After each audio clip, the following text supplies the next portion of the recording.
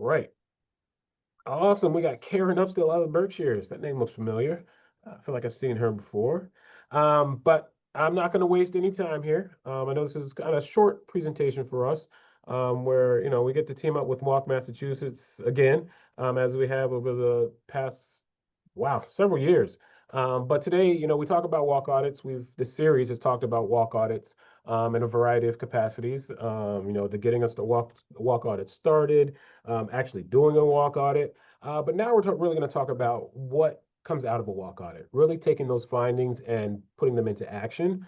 And with that, I have Elando Spinola from Walk Massachusetts, who's going to really give us a kind of a discussion on, what happens after you do a walk audit, and really those next steps.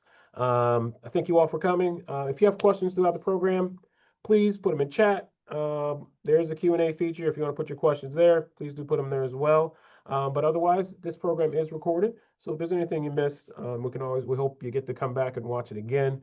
With that, I'm going to turn it over to Orlando. Great. Thanks, Antron. Appreciate it. And I appreciate all that AARP does across the state to improve walkability and actually think about how we can make our communities more age-friendly too. I'm going to be sharing my slides today with you and focus on the topic of advocacy. So just make sure y'all can see that. 1 second. I think I chose the wrong one. I'm going to pick it one more time. Okay, so yeah, you've all probably heard of Walk Massachusetts, but just to remind you, Walk Massachusetts, we're a statewide pedestrian advocacy organization, very much caring about how we can make our communities more walkable, and walkability impacts a lot of things. It makes our communities safer, more vibrant. It helps with the environment, and our mission, our vision is basically like us, communities that are safer for everyone, regardless of race, identity, age, that you can move around on foot, and you can access the things that you need to be in a vibrant place and to be in a place that matters, that you enjoy, and that you deserve that regardless of your background. Now, we think about the way we do our work in regards to two things: community, like I think we're more powerful and we could do a lot more things when we come together. And equity is an important piece. So like we want to elevate like equity whenever we try to do our work, and we want to make sure that we prioritize people who are the most vulnerable. We know that if you build places that are designed for people who are living on the margins, it positively impacts all of us, and we live in a more just and enjoyable place. And we know that we can, if we partner with folks, we can really like access more and do more. So we try to like work with local organizations, community members, municipal partners to execute these things and to make more walkable communities. So that's our values, and you all probably know about a lot of the problems that exist with the challenges that exist with walking throughout the state and in your communities. I just want to highlight a few common problems that we see when we're on our walk audits. Tripping hazards on our sidewalks. Sometimes people know those tripping hazards and it forces them into the road where there's more unsafe challenges with people driving recklessly or speeding. There's challenges with wayfinding or lack of signage. So people don't know what they have access to on foot. There's lack of shade, which impacts older adults who are looking to move around. But, now that we're dealing with climate change and the heat island effect, people will choose walking less if they don't have adequate shade because it's dangerous for them. And not just older adults, but all of us in general. We choose walking when we have shade. Crosswalks, when they're not in place, people are more likely to make sometimes decisions that they feel like it's the best for them, but could sometimes be dangerous because they might be choosing the wrong place to cross. And crosswalks communicate to drivers like this is a place that you should keep an eye out to pedestrians. Lack of disability resources, lack of lighting. Like we know that people won't choose to walk if they don't feel safe, if there's not adequate lighting in different places. We also know that for people to choose walking, they also have to have good transit infrastructure around them. And that's seating, benches at bus stops. That's also uh, um, to have crosswalks near bus stops so people can access both sides of the road. And pedestrian signals and times, sometimes they're not there, or they're not designed properly, or they're basically broken and they need to be fixed. So those are some common problems that you might also run into when you conduct your walk audit, or if you have participated in a walk audit.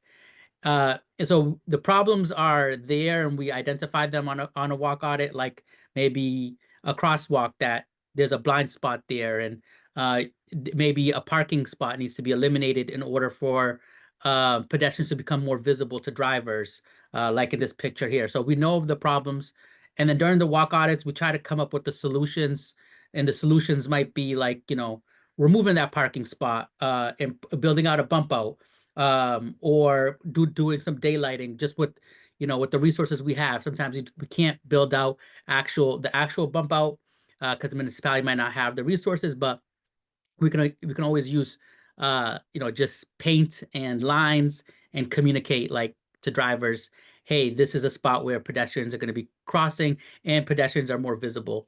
So we think of those solutions during the walk audits, and then we try to elevate those solutions to our decision makers through a walk audit report, or through some type of artifact post the walk audit. We elevate those solutions, and then we try to take action, because the solution sometimes it might require a bit more pushing, or some reminding to our decision makers in order for them to execute on those solutions that we think are important. They might be long-term or short-term recommendations and solutions. Uh, so we think the actions are basically like summed up in these 3 steps here, and that it's important for everyone to remember. Like, you want to document the issues, and the walk audit reports are how we go about documenting the issues, but you can go about documenting an issue on a day-to-day basis just by taking a picture of the challenges that you see, and maybe writing up a description of that problem and trying to elevate that to your local decision makers. You want to identify solutions. Sometimes our decision makers might you can share just the problem with them, but it's hard for them to think about what all the solutions are, or they might need a bit more support with thinking about those solutions. So try to actually offer some solutions to them, like, that issue with crosswalks, maybe adding a bump out or something, maybe adding a bit more visibility with the crosswalks. Maybe it's just 2 lines and it's not like the laddered crosswalks, and maybe that's a solution that you want to elevate. Maybe you have solutions in regards to like ways that your municipality can fund such improvements, and you want to like elevate that to them. And then you want to share that problem with your decision makers. Or it might be transportation planners, it might be a highway or traffic commission locally. You have to do a little bit of research to find who those local decision makers, or who has jurisdiction over the road that you're trying to change. And then you want to elevate those solutions and that problem to them. So if you share the problem, the solution, and then you take action, we're more likely to see the things that we want. And this is another example: minimum lighting. That might be something you see, and then you have these different solutions like adding lighting, fixing the problem, somebody just coming out to actually see if it's just the bulbs need to be changed out, and then like elevating that to DPW that has jurisdiction over that.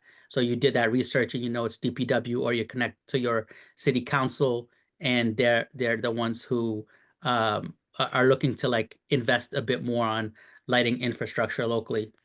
So yeah, you've taken all those three things, and then you start to advocate. So here's just some general ideas that I think are important for you all to think about when advocating locally. So the walk audit, and the walk audit report is how we as an organization go about it, but we also want to think about it more outside of that. You can go about doing advocacy outside of just the walk audit report. You can go about, as you see the problems on your day to day, uh, elevate those to your decision makers, utilize the reporting mechanisms that exist for you to report those problems. And it might be anything from writing a letter to your local decision maker.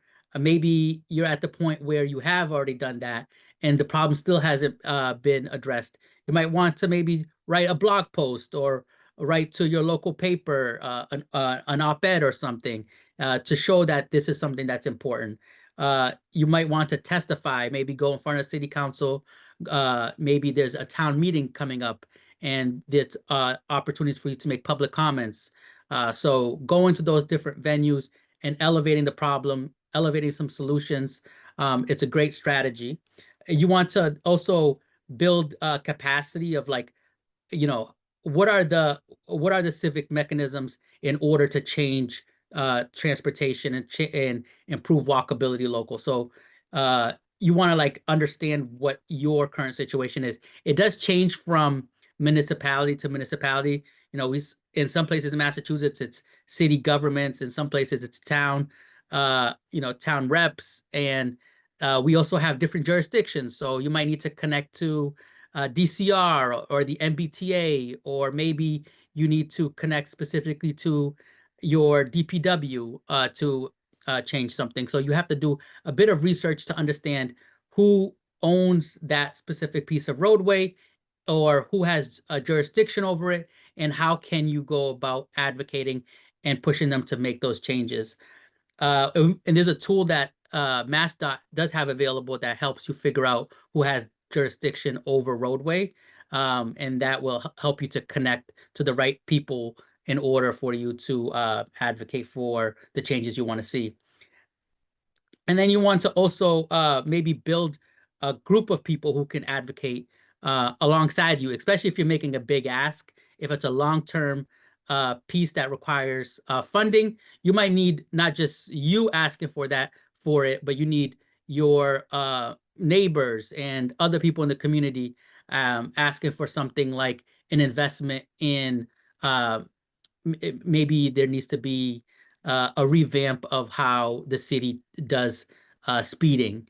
So maybe you want to have your city lower the speed limit throughout the whole city or in densely populated areas.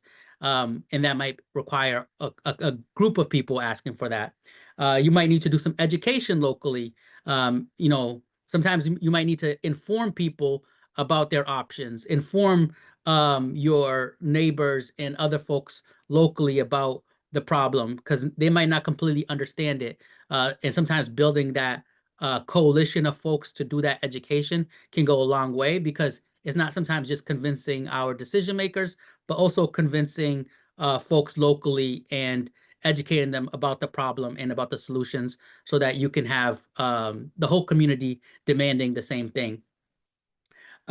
You also want to show up to the civic opportunities that exist. So sometimes there will be like planning opportunities, like there might be a planning event for a new development in town, or maybe there's zoning that's being changed, or there might be an opportunity where they're doing economic development for downtown and where you live. So show up to those opportunities and elevate walkability there in those spaces, because sometimes if we're not showing up to those planning efforts, we sometimes miss an opportunity to elevate walkability at those endeavors.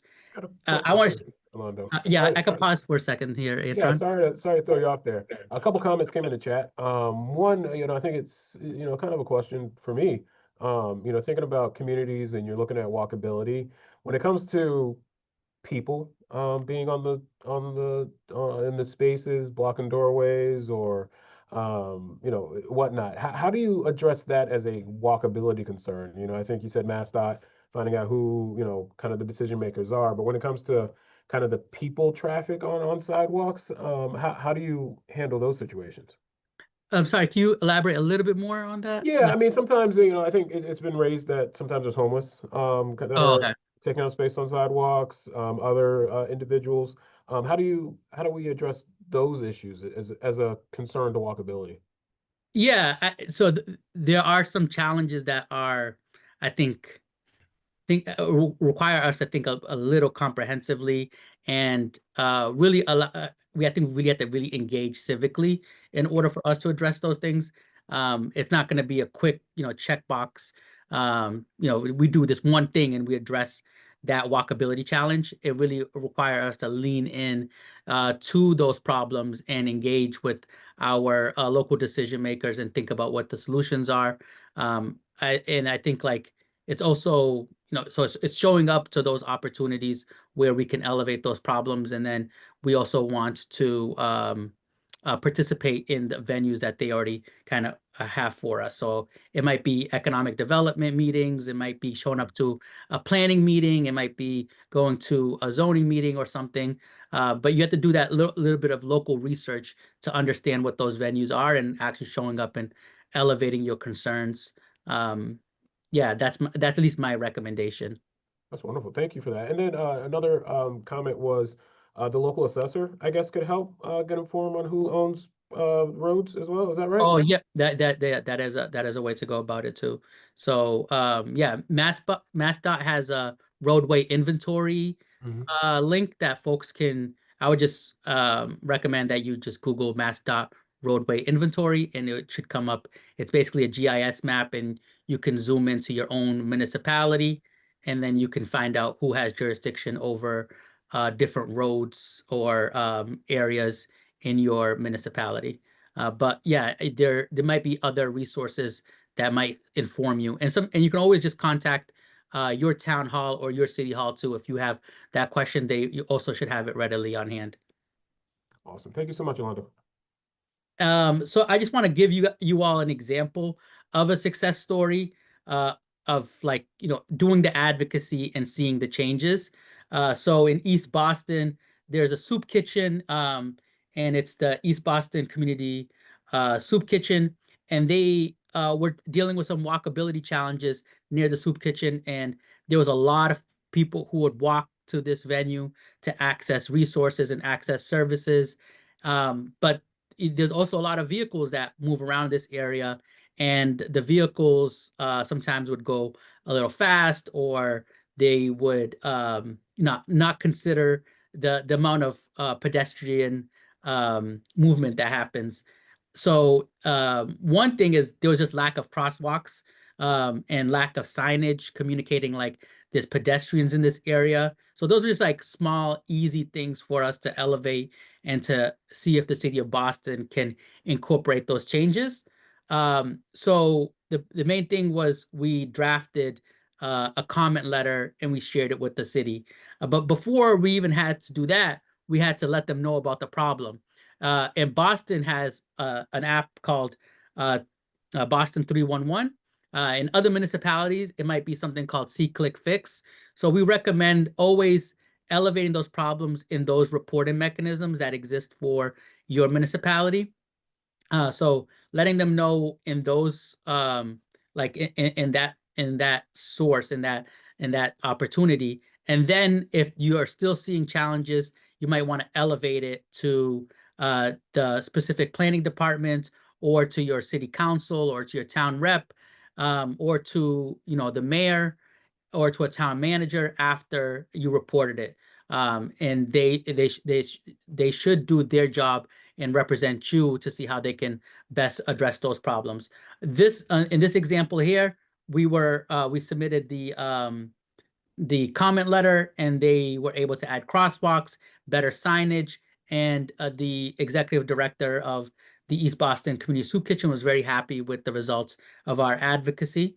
Yeah, and it required us just to go through the same steps that I mentioned to you all earlier, identifying what the problems are, documenting it, require us to do that research on the road ownership piece, and then drafting some recommendations, sharing that with our elected officials, or the whoever has jurisdiction or local decision-making power.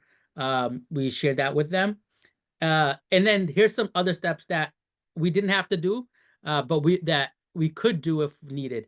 And that is, if things are still stuck with the local decision makers, maybe folks who are working day to day in those departments, and you're still not seeing a result, it might require you to connect to those elected officials, you might need to go to their bosses to see like where's the barriers, where are the challenges, where are the bottlenecks, and sometimes it's funding, sometimes it's policy pieces. So you need to just connect to them to understand what that is, or to remind them that this is a priority. Phone calls, emails. You might, actually want to write a letter to them, show up in person to one of their meetings, and just remind them like walkability is a priority, and this is a solution and a problem that I've identified. And it's going to require relationship building too. So these things don't happen overnight, but you want to build a relationship with those local decision makers, with the folks who are thinking about our roadway, both the planners and the elected officials, in order for them to support you. I think when we build relationships and build community, we can go along a lot. We can go further together. So I think that's an important piece. And then it's also going to require us to be persistent. Transportation doesn't change overnight, and many times we are making decisions today that we won't see come into effect in 5 to 10 years, just because funding that needs to be secured, or planning that needs to be done. So democracy does take a while, and our transportation system is, we have to go through a civic engagement process, and it's a requirement, especially to access federal funds. So you definitely want to be persistent and engage in the opportunities to make those decisions, to remind your local decision makers what your priorities are and what your community's priorities should be in regards to walkability and transportation. So those are the steps that I wanted to share with you all today in regards to advocacy. They are pretty simple, and sometimes people already know of them. To go ahead and collect the data, identify the problems, and reporting them to the right folks, and then drafting recommendations. Um, this is just an example for the city of Boston. We also have resources that you can reach out to me if you want, like email templates, or I can also share this with Antron, like a script for you to advocate for these things. Sometimes people don't have the language or don't know how to go about, you know, um, engaging with the local decision makers on these topics, but we do have some resources that could help with that. Um, and then I would say, like, after you report the problem through 311 or see click fix, always remember that it does require a little bit more advocacy and building relationships to think long term about these things. Um, yeah, and there's huge benefit in us doing this together. I think it's a lot more enjoyable when we do it together. It's and we can have a lot more impact. And sometimes it requires us to listen to our neighbors, and they might have other insights and feedback that we haven't thought about. And maybe there's compromises that we can make that can really help us build better communities for everyone. And sometimes we might not see things like, we might need to have people who show up and have a different lens to elevate things like disability, or their own background and their own community perspectives, and that will allow us to build a community that's better for everybody. So yeah, that's my conclusion basically, and I appreciate you all joining us today, and I will open it up for questions. Awesome. Thank you so much for that, Londo. I really, like that, what you said there about it takes time. It really, relies on building relationships and being persistent. So one question that did come in was, do you think community benefits agreements between developers and neighborhood advocates are a reliable route to take for improving pedestrian conditions? And if so, are there some examples that you know of? Yeah, I think they definitely are utilized. I think they're harder to, like, for folks to think about or to utilize. I have seen it utilized, I think, in Mattapan and in Roxbury, and there was recently actually a webinar specifically honing in around how you go about working on these type of agreements as a community. And I think I wish I attended it, because I think that's a place where I still need to develop my skill. So I definitely love that somebody elevated that.